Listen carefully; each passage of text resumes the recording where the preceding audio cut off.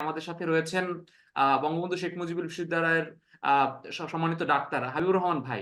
যেই পরিমাণ তাপদাহ বৃদ্ধি পাচ্ছে, এর ফলে আমাদের কি পরিমাণে স্বাস্থ্য ঝুঁকিগুলো রয়েছে এবং এই ঝুঁকির মধ্যে কোন শ্রেণীর মানুষ সবচেয়ে বেশি ঝুঁকিতে রয়েছে? ধন্যবাদ।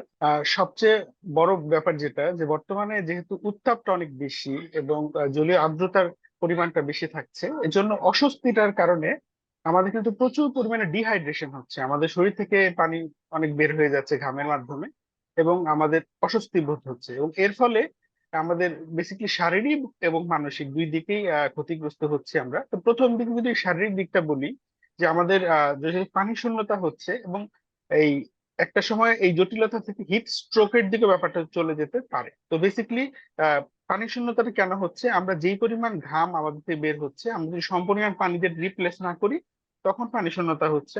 এবং এই পানি শূন্যতাটা যদি একটা পর্যায়ে গিয়ে পানির স্বল্পতা তৈরি করে ফেলে এবং সেখান থেকে যদি আমাদের রক্তচাপ কমে যায়, অথবা ধরেন মাথা ব্যথা বা এরকম, অর্থাৎ আমাদের দেহের যে বিভিন্ন অঙ্গে রক্ত সরবরাহ কমে যাওয়ার ফলে যে জটিলতাগুলো তৈরি হয়, এগুলোর সাফারিংসে হচ্ছে আপনার বিভিন্ন শারীরিক জটিলতা হতে পারে।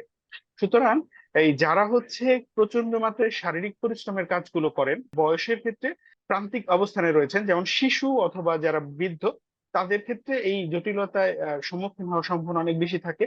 এবং এই ক্ষেত্রে আমাদের অবশ্যই করণীয় থাকতে হবে যে আমাদের যখনই পানি শূন্যতা হচ্ছে, সেই পানি শূন্যতাকে রিপ্লেস করা।